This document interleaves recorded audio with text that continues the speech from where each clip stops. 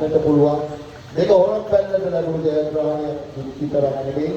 මේක මුළු ලෝකයේම ශ්‍රී ලංකා කියන නම අරගෙන ගිය දෙවන්ත නිර්මාණයක්.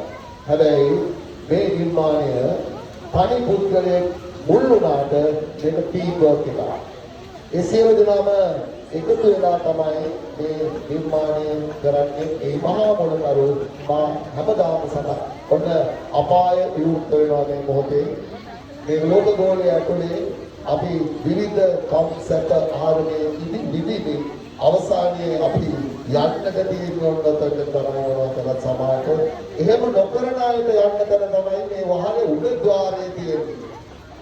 මහනුවරේ උඩම ඉහළ කොටස අපි දිව්‍ය ලෝකේ නිර්මාණය කළ දිනකට පේනවා දෙවියන් වහන්සේලා වැඩ වාසය කරන මේ ద్వාරයේ වහලේ මත ඉහළ කෙළවරේ ඒ අතර ඉර තියෙනවා සඳ තියෙනවා ඒ වගේ චතුරාර්ය සත්‍ය දෙක නියෝජනය කරන්න උනව තිබෙනවා හදලා නෙළුම් පෙටි සමග කුඩයක් ඒ කතාවේ බොහොම ලස්සනට කියනවා ඊළඟට මේකේ පහළම තියෙන නෙළුම් පෙටි සමග කොටසක් ඒකෙන් තමයි මේ සත්වල නිර්මාණය වූ ආකාරයේ කතාව තියෙන්නේ.